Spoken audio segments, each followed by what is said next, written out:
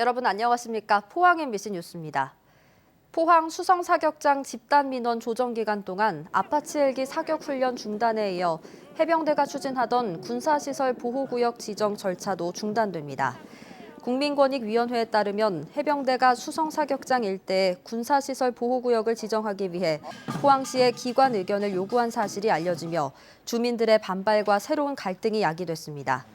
권익위가 행정 절차 진행 중단을 해병대에 요청했고 이를 받아들였습니다. 권익위는 주민대표와 국방부, 해병대의 원만하고 신속한 조정과 서로의 신뢰를 위해 조정 착수 기간 동안 사격 훈련과 행정 절차, 각종 소송 제기 등을 모두 중단할 것을 당부했습니다. 포항시의회는 오는 8일부터 제281회 임시회를 연다고 밝혔습니다. 이번 임시회에서는 포항시 통합재정 안정화기금 설치, 소상공인 지원, 양성평등 기본조례 개정 등 19건의 안건이 논의될 예정입니다. 오는 8일 본회의를 시작으로 10일에는 의원들의 시정질문, 포항시장의 답변이 이뤄질 예정입니다.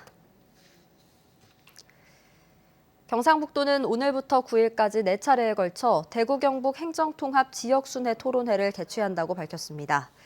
오늘 대구 엑스코에서 대구권 토론회를 시작으로 5일 포스코 국제관에서 동부권 토론회, 8일 구미 구미코에서 서부권 토론회, 9일 도청 동락관에서 북부권 토론회를 진행합니다. 권역별 토론회에는 주민과 지역의원, 전문가 등 100여 명이 참석해 주제 발표와 질의응답 등의 시간을 가집니다. 경북도는 토론회를 통해 행정통합에 대한 다양한 의견 수렴과 권역별 발전 방안을 모색할 방침입니다.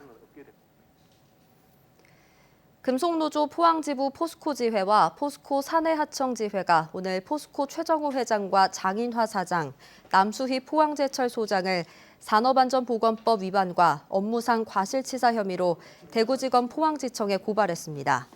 노조는 오늘 기자회견을 열고 지난달 8일 포항제철소에서 발생한 산재 사망 사고는 작업 시 설비 운전 정지 등 기본적인 안전수칙이 지켜지지 않은 인재라고 주장했습니다.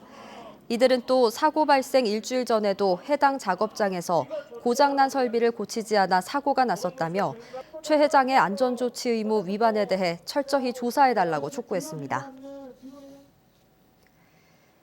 최근 경기도 지역을 중심으로 외국인 근로자들이 코로나19에 집단 감염되는 사례가 늘어나면서 경북 동해안 지역 외국인 근로자 방역에도 비상이 걸렸습니다. 경북도에 따르면 2020년 10월 기준 등록된 경북 지역 외국인 근로자는 모두 2만 6천여 명으로 경주시가 5,700명으로 가장 많고 경산시 2,600명, 포항시 2,400명 순입니다. 외국인 근로자들의 경우 숙소에서 단체로 밀집해 생활하는 경우가 많아 방역에 특히 더 취약할 수밖에 없다는 지적이 나옵니다. 포항시는 1월까지 감소하던 인구가 포항사랑 주소갖기 운동과 주소 이전 지원금 효과로 다시 증가하고 있다고 밝혔습니다. 올해 1월 말 포항시 인구는 50만 2,736명이었으며 3월 3일 기준 480명이 늘어난 50만 3,216명으로 집계됐습니다.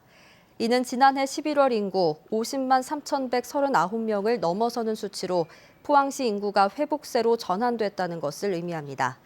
시는 51만 인구 회복을 위해 신규 일자리 창출과 정주 여건 개선에 노력하겠다고 밝혔습니다.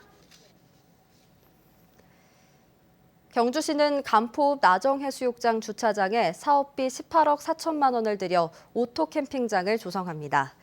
나정해변 오토캠핑장은 카라반 39면, 오토 9면 등 총 48면 규모의 캠핑 사이트와 화장실, 샤워실 등의 편의시설, 캠핑 사이트마다 별도의 전기시설이 갖춰집니다. 경주시는 코로나 이후 차에서 숙박을 해결하는 이른바 차박족이 늘어나면서 바다 환경이 깨끗한 나정해변에 오토캠핑장을 조성한다며 이용요금은 주말 기준 3만 원으로 정해질 예정입니다. 이상으로 포항 MBC 뉴스를 마칩니다. 여러분 고맙습니다.